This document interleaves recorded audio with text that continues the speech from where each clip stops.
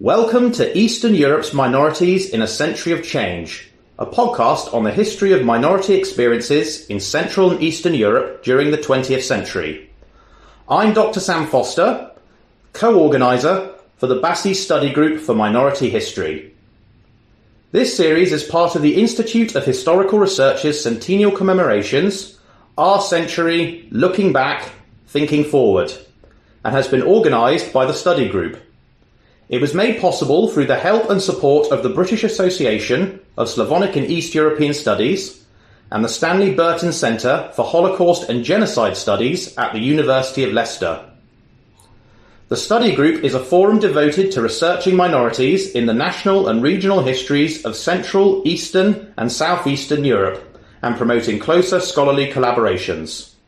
For more information, please visit our website at studygroupforminorityhistory.com.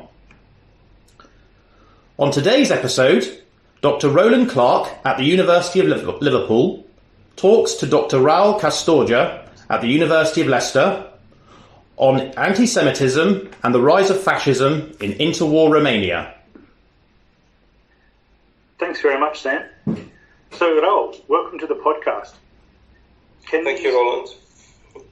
Perhaps if you start by telling us a little bit about yourself and how you became interested in fascism and antisemitism in Romania.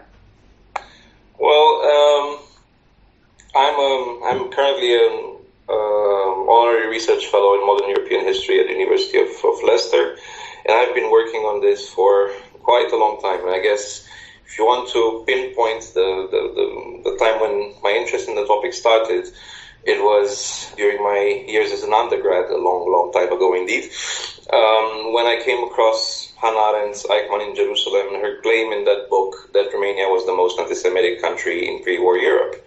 And I suddenly went like, wow, I've as a Romanian, I've never heard about this. I just graduated high school in Romania without hearing a word about anti-Semitism in Romania. And here I am reading, a text from the 1960s, which identifies Romania as the most anti-Semitic country in Europe. So I wanted to know more about this, and I've started looking first during my undergrad years into the history of the Holocaust in Romania, and then kept moving my way backward to understand the interwar period and then the period before the First World War and so on. And you've got a book coming out hopefully next year called Enemies of the Resurrection, Antisemitism and Fascism in the Ideology of the Legionary Movement in Interwar Romania. And from what I understand, that book looks at Romanian fascism and especially at the ways that widespread hatred of Jews turned into fascism after the First World War. But anti-Semitism was around in Romania a long time before the 20th century. Can you tell us a bit about how anti-Semitism evolves there during the long 19th century? Because anti-Semitism has a history too, right? Did it change over time? Thank you for that question, Roland. This relates partly to what I was saying earlier, that in order to understand what happened in Romania during the Second World War, I had to keep going back and try to understand the roots of anti-Semitism in the country. And you can safely say that anti-Semitism was around since the establishment of the modern Romanian state in the mid-19th century. And this relates also to a particular demographic situation of Romania in the 19th century, or the Old Kingdom of Romania, it comes to be known after 1918, was a country that was remarkably ethnically homogeneous for the region of Eastern Europe before World War I. Not that the identification by ethnicity meant much to an overwhelmingly peasant population, but in the 1899 census, they counted 92% Romanians, and Jews were, in 1899, numerically most significant minority and different also in terms of religion from the majority population. And here, anti-Semitism also drew on this legacy of religiously inspired anti-Judaism that you can encounter in other parts of Europe as well. But I think the specific conditions of the 19th century also can also account for the rise of anti-Semitism in Romania. At the beginning of the 19th century, so in 1829, although figures are relatively unreliable at this time, you don't have official censuses, but in 1829 there were approximately 10,000 Jews in Wallachia, the southern part of what would become later Romania, and 12,000 in Moldova. then a mass migration from the Pale of Settlement following the Treaty of Adrianople, which leads to an increase that sees the number become approximately 135,000 Jews in the two principalities by 1859. So here you have a sevenfold increase in a 30 years period. And this mass migration is read by the Romanian state-building elites as a potential threat. So you have, on the one hand, a group that's clearly different from the majority population, by language also, in the case of the recent migrants who don't speak Romanian. Many of the Jews who had been in Romania for a long time were acculturated to Romanian language and spoke Romanian, but the recent migrants obviously did not. They're different by religion. They're also predominantly urban, and this is important because Romania is a predominantly rural country, so they stand out also in terms of this kind of pattern. And it's also a group that's eminently international or transnational. Their mistreatment prompts international outrage and foreign intervention on the behalf of the Jews in Romania. So, for example, in 1867, you have a case of 4 Jews drowning at Galați, and you have significant interventions from transnational Jewish organizations like the Alliance Israélite Universelle, as well as protests from the great powers at which Romania was on which basically Romania was relying at this time for protection and for the pursuit of its independence. And throughout the 19th century, the so-called Jewish question in Romania is very much linked to these international interventions on behalf of the Jews. 1866, if you will, is a very important year because that's the year of the first Romanian constitution. And in the first Romanian constitution, Article 7 specifies, I quote, that only foreigners of Christian rights may become Romanians. So non-Christians are excluded from citizenship, and this will become one of the most important things defining the Jews' position in Romanian society during the 19th century. So fast forward to 1878, and Romania is pursuing independence, and at the Congress of Berlin, its independence is conditioned on accepting equal civil and political rights irrespective of religion, so going against the existing article in its constitution. And this is once again read as foreign intervention in the internal affairs of what would be a sovereign state. So this is how the Jewish question in the 19th century comes to sort of like position itself at the intersection of perhaps the two most important other questions in 19th century Romania: the national question, the question of the pursuit of independence and sovereignty on the one hand, and the social question, which had to do with the emancipation of the peasantry. With regards to the national question, this had to do with this resentment at international interventions on behalf of the Jews in Romania. With regards to the social question, antisemitism becomes, to some extent, a displacement for Romanian anxieties about the perceived absence of a native middle class.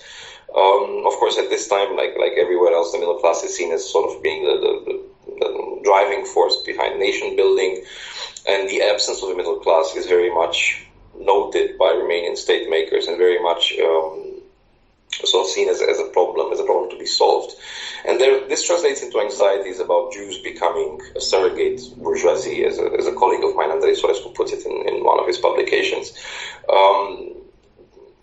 Because of their being urban, because of their being involved in, to a significant extent, in trade, they are seen as a replacement of the native middle class, and this is obviously translated into a problem. And if you look at these elements, if you look at the so-called national question, the pursuit of independence, on the other hand, the social question having to do with the economic situation and the situation of the dire situation of the peasantry, you basically have the basis of what would later become the interwar Romanian antisemitism. If in his 1936 programmatic memoir for my Legionaries, the leader of the fascist movement in interwar Romania claims that there were 3 major issues that Romanians had to solve. 1, the unity of all Romanians; 2, the emancipation of the peasantry through land distribution and political rights; and 3, the resolution of the Jewish problem. Now, later on, after the First World War, the first 2 can be said to have been solved. The third one remains the issue. The solution of the Jewish problem is the issue that, in the view of Romanian fascists, still remained to be solved during the interwar period.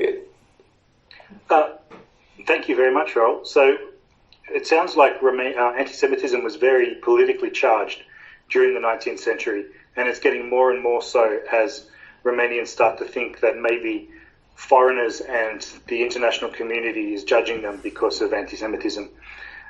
But as you hinted at, everything changes after the First World War.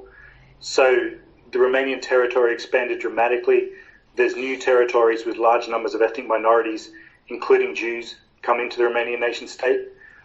And at the same time, the Bolshevik Revolution in Russia is encouraging people to think about Jews and communism in the same breath, and to talk about Judeo-Bolshevism as if it was a real thing.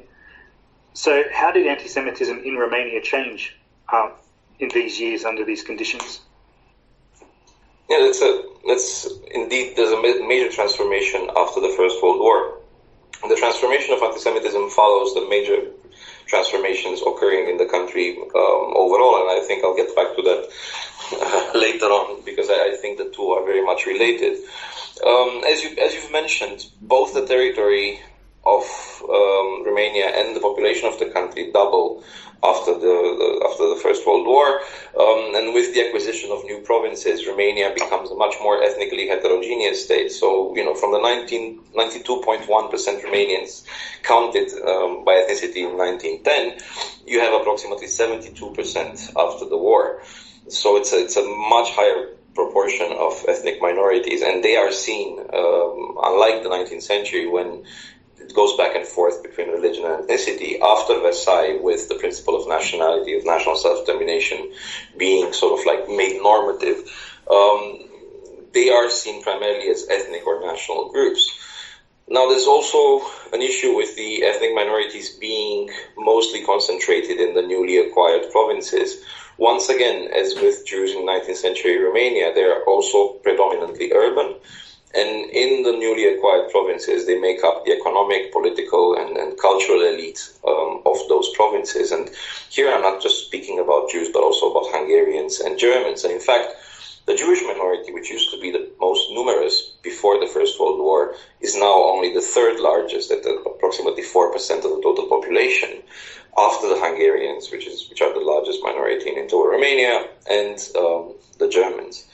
However, of the Jews, the number increases significantly, triples from approximately 250,000 Jews before the war to approximately 750,000 after the war, which basically tells you that only about 30% of the total number of Jews in Greater Romania lived in the Old Kingdom, while 70% came from the new provinces, obviously meaning that in those new provinces they often made up a much higher proportion of the population than in the country overall.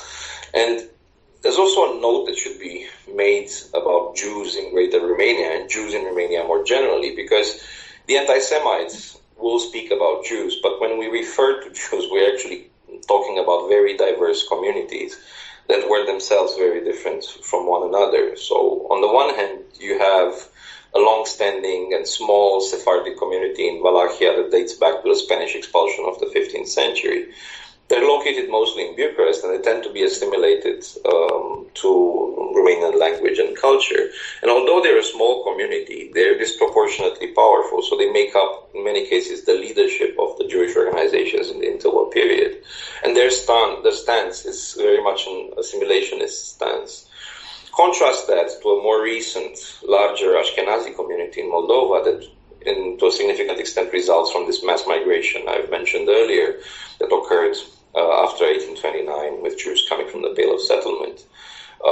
Contrast that with the newly acquired provinces after the First World War. So you have first, the largest of these, Transylvania. The Jews of Transylvania had been emancipated since 1867, unlike their co-nationals or co-religionists in the Old Kingdom of Romania. And they were mostly assimilated to Hungarian culture. So they're seen along these lines as Hungarian patriots, as Magyars of the Jewish faith, as they're sometimes referred to in the contemporary press, meaning also Hungarian one pre-World War I. And as such, in the context of Hungarian claims to Romanian territory, they are perceived by the Interwar Romanian state as being disloyal. Contrast this community again with the Jews of Bessarabia, who had been exposed to discrimination and violence in the Romanov Empire, had little identification with the empire, unlike the Jews of Transylvania, and where, in the case of the Jews of Bessarabia, both Bundism and mainstream socialism are very prominent. And this connects to what you were mentioning earlier about the perception of a Judeo-Bolshevik threat. Finally, if you look at the Jews of Bukovina, it's a large group. It's sort of like proportionally of all the provinces making up Greater Romania, Jews in Bukovina make up 12.86% of the population. So they are numerically much more significant than in Romania overall, and comparable, if you want, with Interwar Poland in terms of demographics.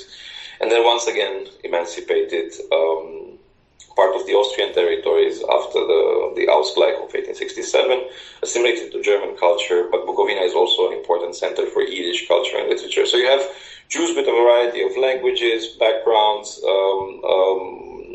loyalties, political stances, and this diversity is lost if you look at how Romanians, how interwar Romanians perceive the Jews, and then they see the Jews as a compact, sort of homogenous group. There are, of course, international entanglements to be considered.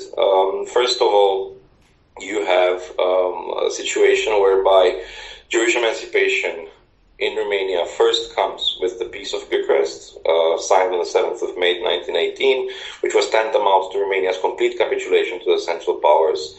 And therefore, there's a narrative of collaboration with the enemy, a Romanian version of the Dogostos-Legende, of the stab in the back myth that you have in Germany, where Jewish emancipation is somehow tied to this capitulation of the country to the Central Powers, to German intervention and pressure, which, of course, in light of later developments is perhaps a bit ironic. But, of course, there's also an important context is that of the Paris Peace Conference, where Romania, like many other successor states of the collapsed East Central European empires, is made to sign a minority treaty. And that, of course, had to allow for full emancipation of the Jews. It's strongly resisted. Two prime ministers chose to resign rather than sign the treaty, although Romania was getting this very favorable borders that I've mentioned earlier. It was doubling its territory and population, and yet the minority treaty was something that the country, like many other countries in Eastern Europe, found hard to accede to.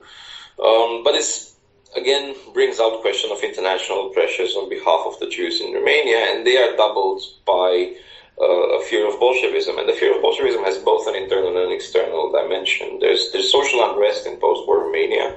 There are workers and peasant strikes, partly supported from what is then the Russian Soviet Federative Socialist Republic, not quite the USSR yet. But this fear of Bolshevism also has an international dimension due to the revisionist claims of the future Soviet Union on the province of Bessarabia, and briefly of a Soviet Republic of Hungary on the province of Transylvania. There are also Jewish refugees, once again, fleeing the civil war in Russia, and who are mistakenly associated by the police and by Romanian authorities with Bolshevik agitators purposely dispatched to destabilize Romania, although these are people actually fleeing the civil war in Russia and the very negative impact it had on Jewish communities, whether they were exposed to the Red Armies or the White Armies. Still, significantly worse if they were exposed to the White Armies, but as a recent book by Brendan McGeever shows, it wasn't always rosy when they were exposed to the activities of the Reds either. So this is, I think, the different context of the period after the First World War, and the things which lead to the change, and the change will be immediately visible in the post-war period. Simply put, in the 19th century, you see anti-Semitism more in the discourse of, the rhetoric of political elites. It's a parliament anti-Semitism. It translates into legislation. It's discriminatory. It excludes Jews from public life. But there's little violence involved. And this kind of like grassroots street violence against Jews becomes much more prominent after the First World War. So you've got this incredibly complex situation with all different types of Jews associated with all different types of politics. You've got quite a complex situation in Russia, and the Romanian anti-Semites are just simplifying all of that by saying all Jews are the same, all Jews are communists, let's attack them all. And ironically, the people who are most violent against Jews during the 1920s are the people who should have been appreciating complexity the most, the university students. What was it? Why students in particular is it that are attacking Jews during this time? It's a great question, Roland. Thank you for that. And it's actually something that, it's less specific to Romania than I initially thought when I started working on this, as there is, anti-Semitic, student antisemitism is present in various parts of Europe at this time. But I think there are some specific Romanian conditions that feed into it. And indeed, the reason why I thought initially it was peculiar to Romania was that news sources will emphasize this. International news reports on the situation in Romania will argue that this is what makes Romania special. Like I said, not quite, but to go back to what are the structural conditions of the students being particularly violent, and indeed they are. Simply put, with the acquisition of the new provinces, in which the pre-First World War elites were not ethnic Romanian, the Romanian state embarks on an aggressive process of nationalizing the country and creating new elites, new Romanian elites to replace the previous imperial, now minority elites. And how do you do this? Well, you expand the university system, and indeed the university system is hugely expanded. First of all, through acquisition of universities located in provinces that were outside Romania before the First World War, but become part of interwar Greater Romania, like the University of Cluj or Colonialism in Transylvania, for example, where some of the antisemitic riots actually start. So you have a context where the number of students triples from the period before the First World War. So if you look at 1912 compared to 1924, for example, we see a triple number of students in universities. And it's not just an increase in numbers, but it's also the social background of the students who go to universities in the post-war period. And many of them come from a rural environment. So they, there's a land reform in 1921 that initially, gives peasants hopes for a better future and induces many of them to send their sons to universities. And of course, in the nationalizing state is happy to welcome these true Romanian sons of the peasants to universities. But this is an environment that many of them find to be foreign and hostile. It's a very different environment from the rural one they were coming from. And they, this expansion in numbers goes against the limits of the Romanian state's capacity to absorb these students into the university system. There are few government scholarships. The places in student dorms are insufficient. And for those who can't find a place in a student dorm, the rents are high. The state's capacity to absorb the new graduates into the public administration is limited, and it leads to high intellectual unemployment. Many of the future fascists would actually be university graduates who do not find a job, who do not practice their profession. And in all these conditions, there's increasing frustration among this new generation of Romanian students with a peasant background. And who they channel it against? Well, they channel it primarily towards their Jewish colleagues. Once again, you have a much more urban group. Even if they were as poor as the Romanian students, they could sleep at home if they were in a city. Something that students coming from the rural from a rural environment did not have and saw as a privilege. It's a group that's very well represented in universities. It's a highly educated group, something that's true for the 19th century Romania as well. Becomes extremely visible in the post-war period, with Jews being overrepresented seen as being overrepresented in certain faculties. Primarily, the liberal professions, medicine, law, but these being the most attractive, often the most attractive faculties for Romanians as well, with, employment in public administration often blocked for Jews. These were faculties where they were prominent already in the 19th century. So this frustration is basically channeled against Jews, also partly because there is a pre-existing anti-Semitic legacy, and because this can, overlap with pre-existing anti-Semitism and can also overlap with the notions of Jews being communists and being, Bolshevik sympathizers. In Romania after the First World War, nationalism is an absolute consensus. Nobody's contesting Greater Romania, or very, very few people are contesting the greatness of Greater Romania. So to have anyone who is basically seen as either immune or even opposed to this project is clearly something that marks them out as enemies. And this is something that ought to be said, I think, more about Judeo-Bolshevism. I think it changes the perception of Jews. Although, a marginal group, one that's discriminated against and excluded from society in the 19th century, they are seen as victims, but the threat is not immediate. I think what you have with Judeo-Bolshevism is a perception of a much more immediate threat, a sort of, and that translates into calls for action. It translates into a notion of, we should strike first. There's a security dilemma associated with Judeo-Bolshevism that simply wasn't present to the same extent in 19th century Romania or 19th century Central and Eastern Europe.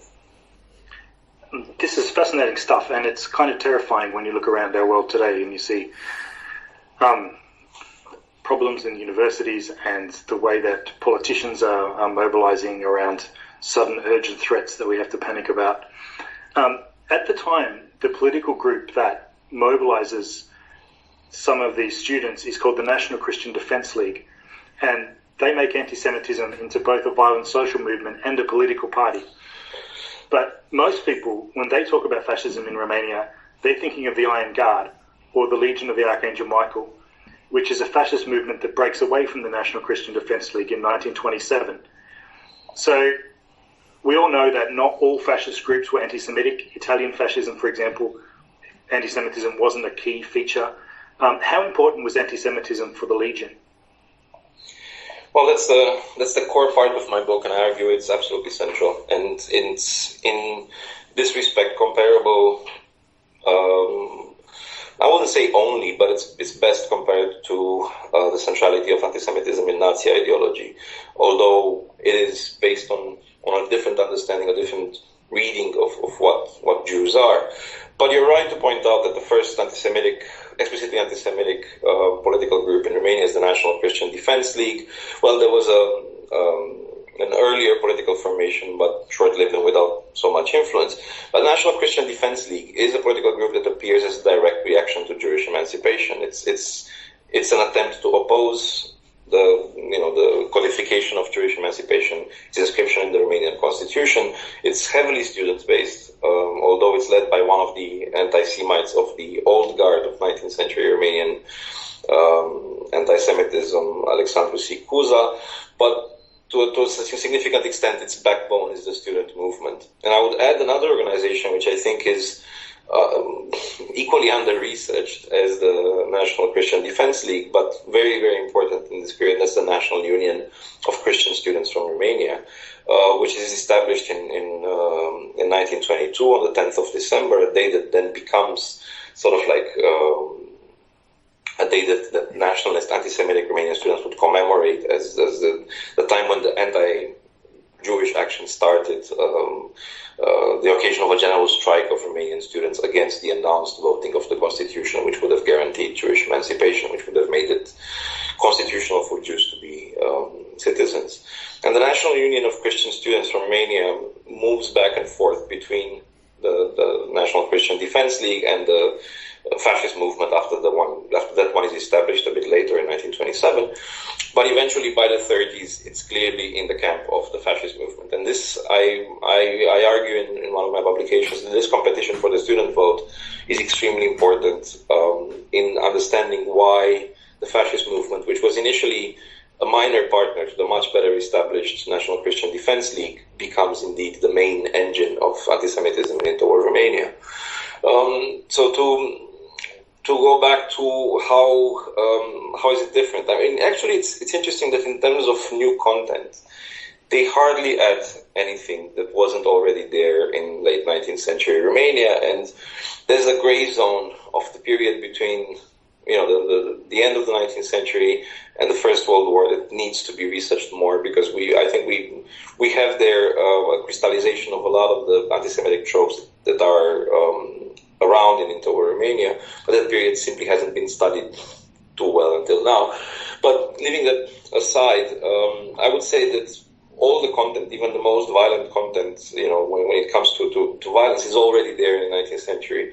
What the Legion does is, on the one hand, bring all of these distinct strands of anti-Semitism together. They would bring together, anti-Semites who focused on politics and culture and economics and social aspects. All of these are combined into one comprehensive enemy image by the Legionary movement. And the second novelty, if you will, is this call to action. It's not enough to hate the Jews, we have to do something about it, and that something has to be done now, and it has to be done, on the streets. It's not, we can't expect Parliament to deal with this, and it's important also because anti-Semitism becomes for the Legionary movement, for the Legion of the Archangel Michael, Romania's interwar fascist movement established on 24th of June 1927.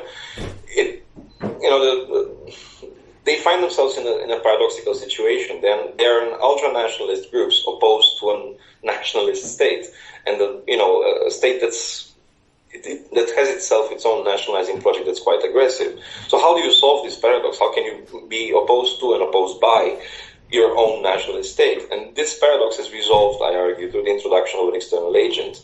The politicians who oppose them are in the service of Jews, or are either Jews themselves who are in the service of Jews, and they go to remarkable lengths at identifying Jews where there are none to be found. And this translates into an association of liberalism and democratic institutions more generally with the Jews, which in turn means an all-out attack not against the particular government that's in the service of Jews, but against democracy as such, because under democracy, according to the fascist movement, Jews thrive, and their thriving becomes a threat to the Romanian state and to the Romanian nation.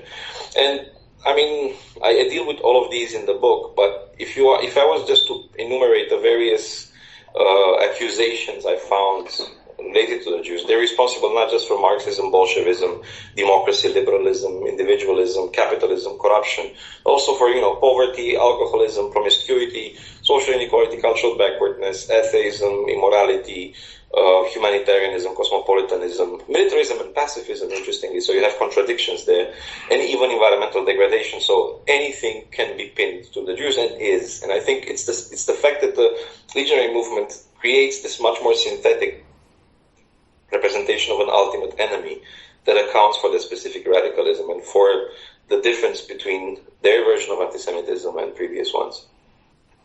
So it sounds like there's a lot of things legionaries don't like. Democracy, humanitarianism, liberalism, money. But just to come back to this idea of Jews sort of being behind the scenes like puppet masters behind Romanian democracy, you suggested that legionaries believed that Jews had actually colonized Romania and were exploiting it from behind the scenes the way one might exploit a colony. So how does that idea shape what legionaries did? How does it shape their activism? Oh, that's another great question, and one that once again hints back to the 19th century, because this is, I think, an excellent example of both continuity with 19th century anti-Semitism and post-war radicalization.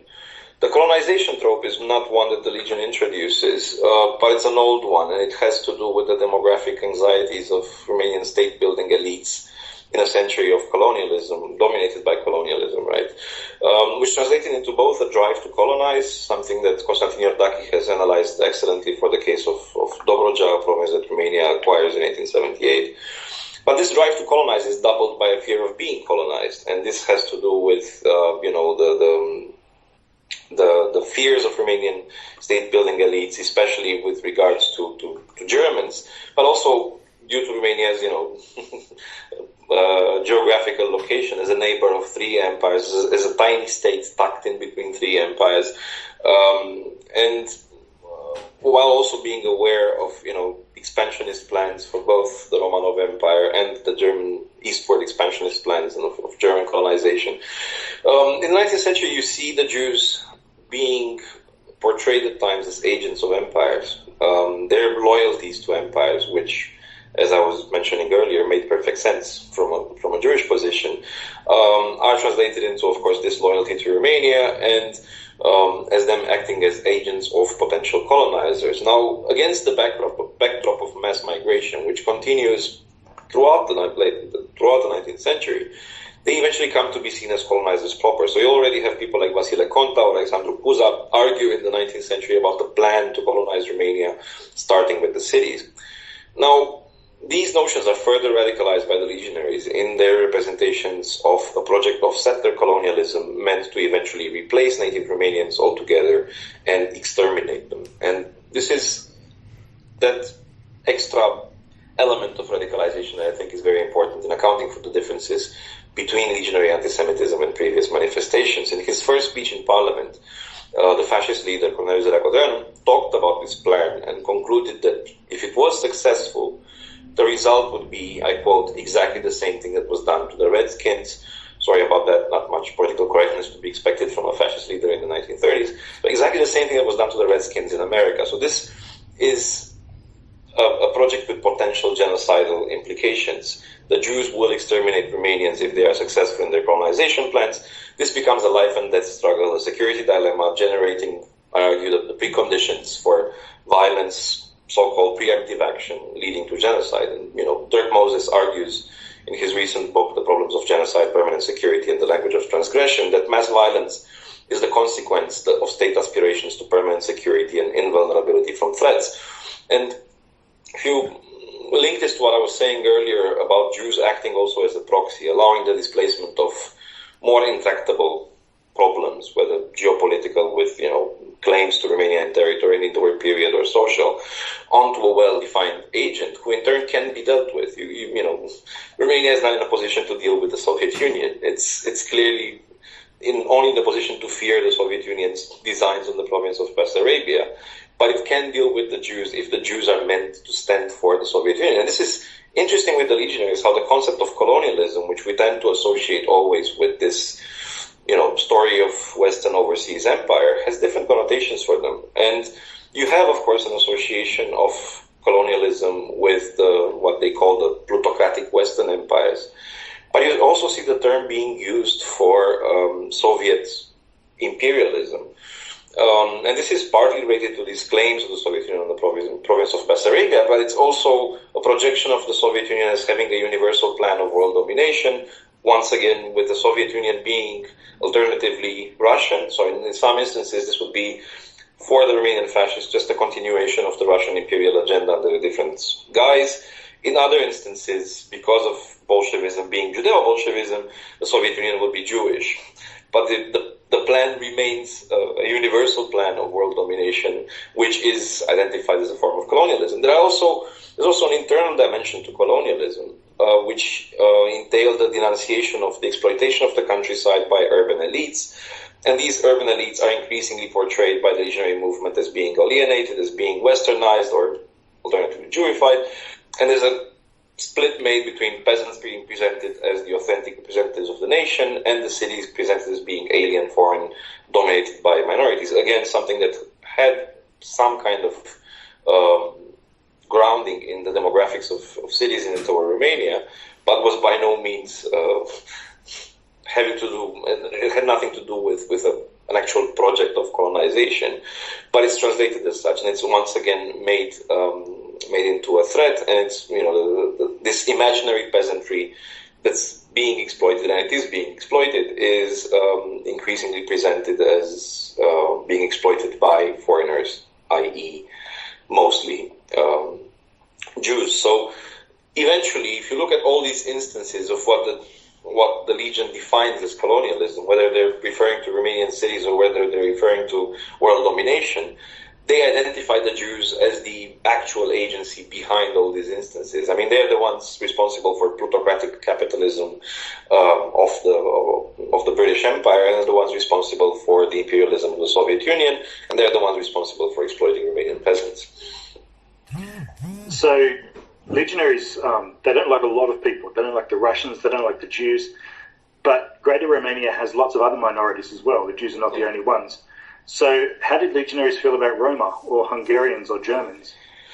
That's a very good question, and I think it's one that also, in my view at least, it shows there are very important distinctions in what they think of the different minorities. And I think they're particularly relevant because they show, in my reading of it at least, that the anti-Semitism of the legionaries, and perhaps anti-Semitism more generally, was never about the Jews as such, but rather about the Romanians and the still-to-be-completed nation-building project that the legionaries think they will come to fulfill. If you look at other minorities, I will go again in the order of size, and I was saying earlier the Hungarians are actually the largest minority in Greater Romania, and if we were to have a pyramid of enmity where the Jews are clearly at the top, Hungarians would perhaps be next, and that's due to Hungary's claims to the province of Transylvania, always seen as the most important province acquired after the First World War. And in this case, you can link the legionary opposition to Hungarians to some grounding in the competing territorial claims of both states to Transylvania. However, and it's not rare that we see this, we can come across anti-Hungarian rhetoric that once again leads back to anti-Semitism, or it's backed up by anti-Semitism. And I'm having in mind an article written by Ion Moța, the second in command of the Legion, Codreanu's faithful lieutenant, who is responding to an article written by Lord Rothermere in the Daily Mail called Hungary's Place in the Sun. And Moța's view is that Hungarian irredentism is actually supported by an international Jewish cabal with representatives everywhere. And of course, Lord Rothermere himself, despite being a supporter of both Italian fascism and German Nazism, and as well as of Oswald Mosley's black shirts, he's dabbed a Jew by the Romanian fascists in his response to that article. So if Hungarians have plans to Transylvania, they're less dangerous than the fact that these plans are backed up once again by Jews, according to the legionary imagination. When it comes to Germans, the relationship is more ambiguous, especially after Hitler comes to power. Because on the one hand, there is a desire to have good relations with Nazi Germany, seen as a potential powerful ally. But on the other hand, the suspicion of the Nazi organizations among the German minority in Romania, and the question about their primary loyalty, which, according to legionaries, should be primarily to Romania and not to Germany or not to the Führer. So Germans are fine as long as they are loyal. The most interesting, perhaps for me at least, is the case of the Roma, because many people assume somehow that because Roma and Jews end up both being victims of genocide during the Second World War, that Roma were as discriminated as the Jews. There was as much racism against the Roma in interwar Romania as there was anti-Semitism. But actually, contrary to what one would expect, despite the history of slavery, despite the fact that they are still clearly a marginalized group in interwar Romania, there's very little by way of hate rhetoric, there's very little by way of explicit racism, even from the fascist movement. And this has to do, I think, with the perception of Roma as a potentially loyal group that's recoverable for the nation, a nation which badly needed friendly minorities in the post-war setting. And the situation can be seen as similar, perhaps, to that of the Jews in the Hungarian part of the Habsburg Empire after 1867. While there was no love lost on the Roma, they were seen as a potentially useful ally that could turn the demographic balance in the favor of Romanians. So in interwar Romania, Roma are mostly seen as a social category, as people in need of attention from the state to improve their material conditions and make them into Romanians. There is, of course, some biological racism, but I think that's a fringe phenomenon in interwar Romania, with the eugenicists, for the most part, confined to an academic audience and with very little bearing on politics. They are there, they have an anti-Roma racist discourse. How much does it matter politically? I think very little. Even when you would think their time has come, under Antonescu's regime in the Second World War, these people do not get access to the corridors of power. The Romanian fascists, in turn, emphasize spirituality, and they reject biological racism as being anti-Christian, something which leads occasionally to strained relations with Nazi Germany, which in turn ends up preferring more pliable radical right actors like the National Christian Defense League or the National Christian Party later on. For their part, when the Romanian Roma organized, establishing the first ever Roma organization in the world, the Union of Native Roma, interestingly, the name is directly copied from the Jewish party of the same name in Interwar Romania. They were trying to be on good terms with all Romanian factions, which in 1930s Romania means varieties of the right, since the left is virtually inexistent. And they approached the leader of the Romanian fascists to be their honorary president, and that's an honor which he accepts. So the relationship of the Legion with the Roma is very, very different from the one towards the Jews. And in my research, I've actually come across the first explicitly racist anti-Roma article I came across is one by Constantin Papanace, published in December 1940. So this is at the time when Romania has come to power. When the fascists have come to power, when Romania has joined the Axis in November 1940, and when it's sort of like adapting its legislation to align itself to Nazi Germany, and adopting racial legislation starts to see the Roma as a clearly distinct race. But this is late in time, and this is not during the interwar period. And once again, this famous article, which many Romanians have picked on it, talks once again, the title is De-Judaization, De-Fanariotization, De-Gypsy. I mean, it's not even translatable into English properly, but it's associating anti-Roma racism with antisemitism, which is first, again, in the order of terms, and second, with the Fanariots, the sort of like 18th century regime of foreign rulers imposed by the Ottoman Empire, who were, if you want, the original foreigners for Romanian state-building elites, the original bad influence that had to be combated for Romanian nation-building. So when the Roma do appear as a group to be targeted, they are certainly secondary to Jews. And here, one last thing I would mention is, looking at the membership, I've managed to identify, there are not many, but you can find a few Hungarian legionaries, you can find a few German legionaries, you can find a few Ukrainian legionaries or Russian legionaries. I even found a Tatar legionary. And you also find Jews. And that's the interesting bit. You find converted Jews within the movement. So that's why I'm arguing that the definition of a Jew for the Romanian fascists is very different from the Nazi one. It's not a biological racist one, and converted Jews lose their Jewishness in the process. They are Christians, and they can, as such, be accepted into a movement which is otherwise as radically anti-Semitic as the Nazi party, but on different grounds. So, yeah, the attitude towards minorities is very different, and I guess the main point there is how loyal are they seen to be to the Romanian state. So anti-Semitism has different varieties as well.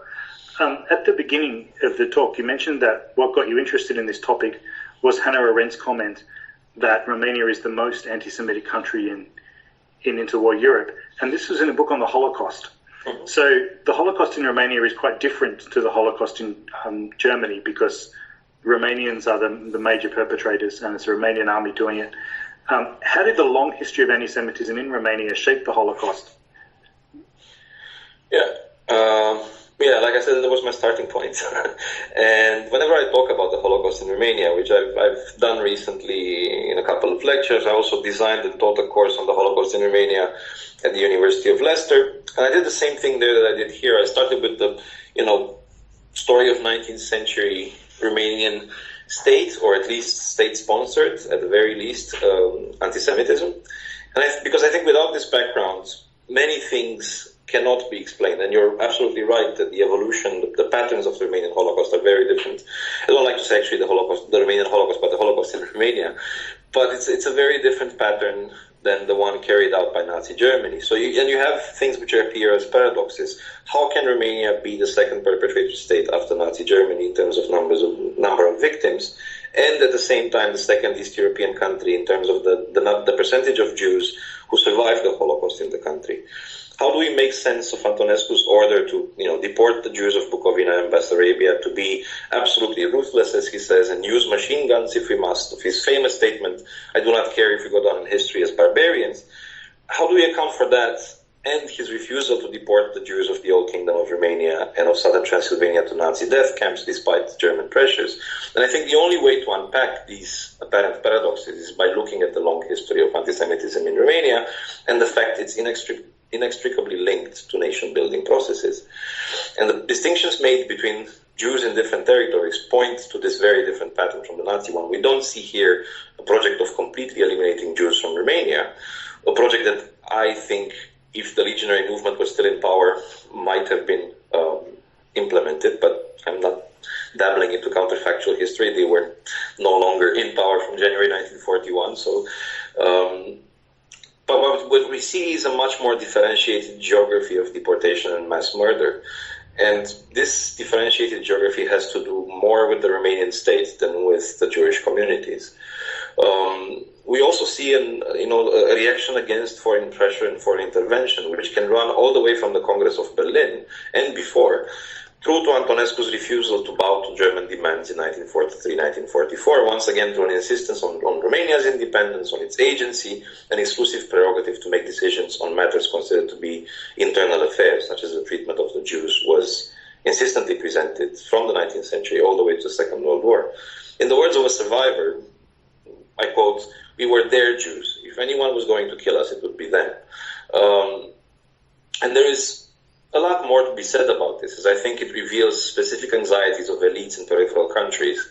It accounts for the specific positionality of such elites operating in an international context where power asymmetries significantly limited the scope for action, for exercising agency. And this, has to do a lot with anti-Semitism, but I think it can be taken even one step further, given the purpose of this podcast series.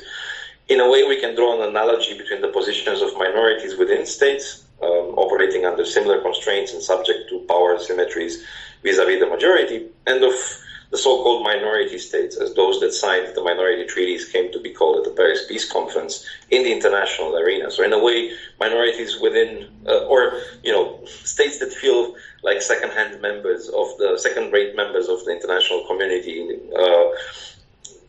come to treat their minorities similarly within their own borders. And to emphasize the exercise of the sovereignty internally even more. And if we are to apply this to the understanding of the Holocaust in Romania, I think it becomes clear that it needs to be read, if not exclusively, then at least as primarily a Romanian affair, and overwhelmingly so. And this is extremely important also politically for the contemporary Romanian state, because, Romanian patriots would prefer the convenient story of the rescue of the Jews, although, not deporting and not killing is not exactly rescue. But there's a tendency to focus on this, on the second part of the Holocaust in Romania, of Antonescu's refusal to deport the Jews to Nazi death camps, Romania as a wartime route of emigration to Palestine, which indeed happens after autumn 1942, as a place to which Jews escaped deportations from northern Transylvania in 1944. So, emphasizing the fact that the Romanian authorities were responsible for the mass murder, for the deportation of Jews in Roma and the Holocaust is extremely important in a context that sees present-day apologists of both Antonescu and the Legionary movement still visible in the Romanian public space. We still have memory wars over controversial characters associated either with Antonescu's wartime regime or with the Interwar fascist movement. And there is here a huge discrepancy, I would say, between the official state acceptance of the Romanian responsibility for the Holocaust in the territories the Romanian state controlled. This has happened since the final report of an International Commission of the Holocaust in Romania in 2004. So the state has accepted its responsibility, but this is widely divergent from, I would say, the bulk of public opinion.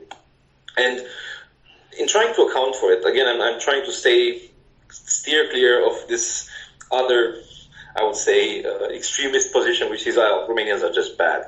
They're just bad people. They're just anti-Semites. I think there's a much more recent memory of violence and repression under the socialist regime, which is closer to home, both temporally but also also geographically, because with few exceptions, you have the pogroms in Dorohoi, Galați, Bucharest, and Iași, but except for those, most of the mass murder of Jews, the bulk of the killing took place in territories that are either no longer part of Romania, like the interwar province of Bessarabia, now the Republic of Moldova, or never were part of Romania, either before or after the Second World War, like Transnistria, which is the place where most Jews were deported and most Jews were killed, and Roma during the Second World War. So, Romanians had not seen this. It's not part of the collective memory of Romanians to the extent that the crimes or the abuses of the socialist regime were.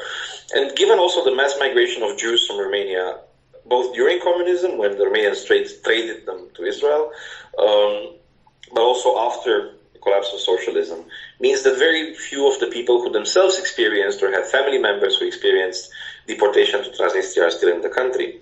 So you lack the witnesses of the Holocaust in Romania to the extent to which you have instead plenty of witnesses of what is referred to as the repression under the socialist regime. And here the two engage in some kind of competitive martyrdom where, unfortunately, the specter of Judeo-Bolshevism is still present, and whereby Romanian nationalists who denounce the crimes of communism as being as bad as or even worse than the Holocaust, insisting in linking the communist regime to Jews. And, once again, something that's not just specific to Romania. You have this discourse quite prominently in Poland as well. And it's a discourse that, in general, is present in East Central Europe these days. And like you said, I think the lessons we can draw from these are also valid in other settings than East European ones. Your association there with university students these days and alleged threats of migrant and refugee groups, and the alleged threat they pose to Western civilization, is a feature you can encounter in Western European countries as well. And it's again made salient by this projection of a possible threat. And I don't think it's the only silver bullet to solve this, but I think there's badly a need for more education on this, and more education that connects academic research to the public sphere. I hope podcast series like this one can help with that. I was recently involved in a project training high school teachers in teaching the more unpleasant aspects of Romania's history, from Roma slavery to the Holocaust in Romania. And I think we need more of that. We need more education at pre-university level on issues such as the Holocaust, on issues such as antisemitism, so that kids like me don't have to end up in college reading Hannah Arendt to find out about Romanian antisemitism while having studied for 12 years in Romania previously. This is simultaneously fascinating and terrifying. I'm very much looking forward to reading your forthcoming book, Enemies of the Resurrection. But in the meantime, if people don't want to go and get a PhD in order to get their head around this, where can they go to learn more about the history of Romanian anti-Semitism and fascism? Well, there is. I think when I started working on this in the 1990s, the literature was quite limited. But now there's quite a lot of recent literature. Your book included, Holy Legionary Youth, dealing with fascist activism in interwar Romania. I think the best English language monograph on the topic, if you ask me. There's great work on the Holocaust from the books of Denis Deletant and Vladimir Solonari, to those of Jean Ansel or Armin Heinen in German. Well, Jean Ansel, Deletant and Solonari in English, Armin Heinen in German. The quite recent book of Diana Dumitru is, when it comes to the Holocaust in Romania, perhaps my favorite, because it adopts a comparative perspective that looks at long-term state policies on the two sides of the Dniester and looks at how these affected the attitude of the local population towards the Jews in the course of the Holocaust, and how people in territories that had been part of Greater Romania during the interwar period were much more prone to attack Jews and to engage in violence than were people in territories that had been part of the Soviet Union and had been exposed to, at least formally, this anti-Semitic campaign in the Soviet Union during the interwar period. Of course, my own publications, most of which are accessible, are available open access. But if they're not, you can always contact me. And if you're looking for something in particular, I have written on I think all of these. So in anticipation of my book, you can have a look at my journal articles and book chapters on these topics. Fantastic. Dr. Raul Cârstocea, thank you very much for your time. Thank you very much, Roland, for the excellent questions.